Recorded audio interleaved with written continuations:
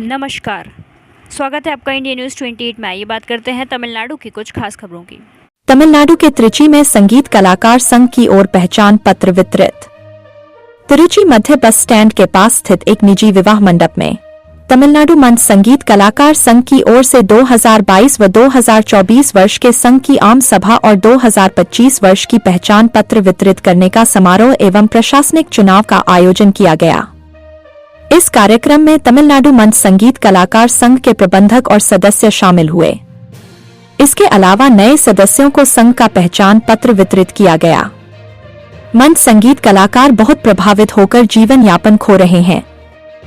कुछ समय में उन्हें समारोहों में अवसर नहीं मिल रहे हैं, जिसके कारण रोजमर्रा के जीवन को चलाना बेहद मुश्किल हो रहा है। इसलिए हमारे संघ की प्रमुख मांग है कि तमिलनाडु मंच संगीत कलाकारों के लिए एक कल्याण बोर्ड का गठन किया जाए, जिसके लिए राज्य सरकार से अनुरोध किया गया है। त्रिची से मुख्य संवाददाता वी बालाजी की रिपोर्ट।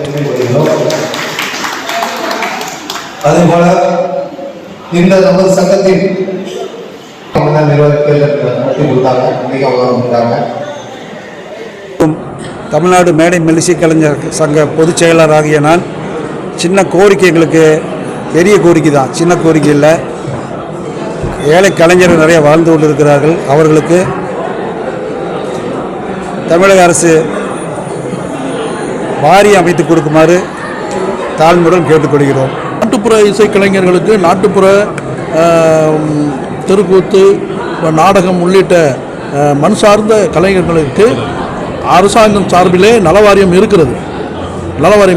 ஆனால் இப்போ மேடை மெல்லிசை கலைஞர்களுக்கு இசையோடு வாழ்ந்து கொண்டிருக்கின்ற, இசையோடு தன்னுடைய வாழ்வை அர்ப்பணித்து கொண்டிருக்கின்ற கலைஞர்கள் வெளியிலே பகட்டாக இருந்தாலும் அவங்களுடைய வாழ்க்கை என்பது நலிவுற்று இருக்கிறது. அதை தமிழக அரசு தயவு கூர்ந்து கண்ணுற்று பார்க்க வேண்டும். அவங்களுக்கும் நலவாரியம் அமைத்து கொடுக்க வேண்டும்.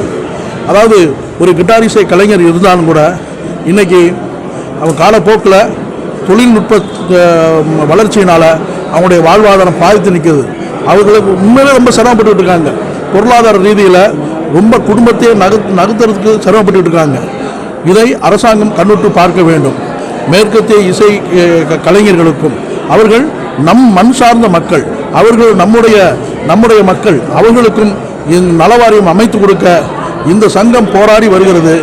தமிழக அரசு தயவு கூர்ந்து இந்த இசைக்கலைஞர்களுக்கும் மெல்லிசை இசைக்கலைஞர்களுக்கும் நலவாரியம் அமைத்து கொடுக்க வேண்டும். அவர் இசைக்கலைஞருடைய வாழ்விலை ஒளியேற்ற வேண்டும் என்று அன்போடு கேட்டுக்கொள்கிறேன்.